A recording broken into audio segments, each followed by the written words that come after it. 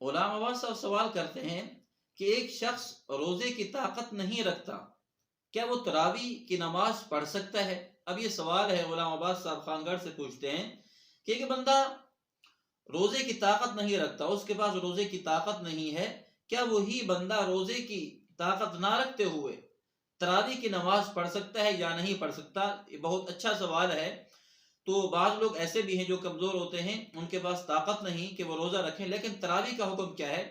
تو اس کا جواب یہ ہے، تو وہ تراویح پڑھ سکتا ہے، یہاں تک کہ تراویح پڑھ بھی سکتا ہے اور تراویح پڑھا بھی سکتا ہے، یعنی کسی قسم کی رکاوٹ نہیں۔ ایک بندہ حافظ ہے، قاری ہے، وہ نماز پڑھاتا ہے، یعنی تراویح پڑھاتا ہے، قرآن مجید سناتا ہے، تو وہ بغیر کسی مسئلے کے، بغیر کسی کراہت کے وہ تراویح پڑھا سکتا ہے، پیچھے پڑھ بھی سکتا ہے، اس پر کوئی مسئلہ نہیں ہے۔ اور دوسرا سوال ہے، بے نمازی آدمی کا روزہ رکھنا کیسا ہے؟ ایک بندہ بے نمازی ہے لیکن وہ روزہ رکھتا ہے، تو اس کا روزہ رکھنا کیسا ہے؟ اس کا روزہ ہو جائے گا یا نہیں ہوگا؟ تو یہ غلام عباس صاحب دوسرا سوال کرتے ہیں۔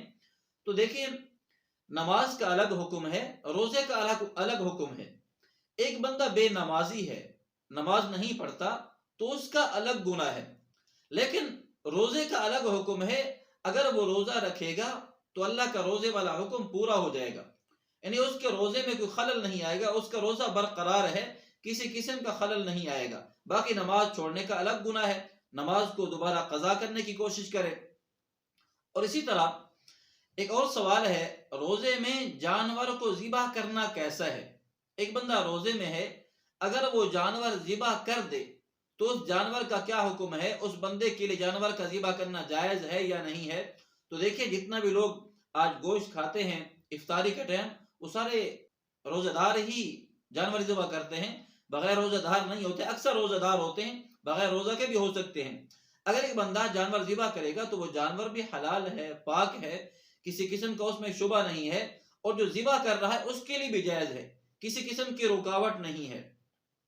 اور ایک اور سوال یحییٰ عثمانی صاحب بہاولپور سے کرتے ہیں کہ ایک قاری صاحب ایسے ہیں جو 70 سال کی عمر کے ہیں، اب پہلے وہ تراویح پڑھاتے رہے ہیں جوانی میں، ابھی وہ بڑھاپے کو پہنچ چکے ہیں، اب بڑھاپے کی وجہ سے کمزوری ہے، کمزوری کی وجہ سے کھڑے نہیں ہو سکتے، کیا ان کے لیے تراویح کی نماز بیٹھ کر پڑھانا جائز ہے یا نہیں؟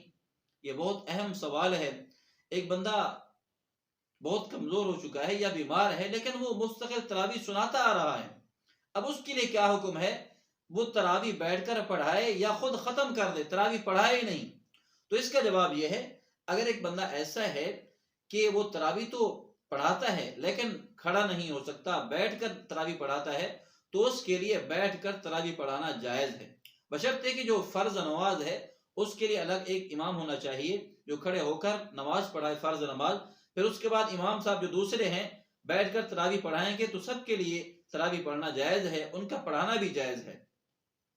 اور ایک بہت اہم سوال، روزے کی حالت میں اگر ایک بندہ کسی عورت کو دیکھے، کسی عورت کو دیکھے اور انزال ہو جائے، یا ایسی کوئی فحش تصویر دیکھی جس سے بغیر ارادے کے انزال ہو گیا، تو اس کے روزے کا کیا حکم ہے؟ روزہ برقرار ہے یا روزہ ٹوٹ جائے گا؟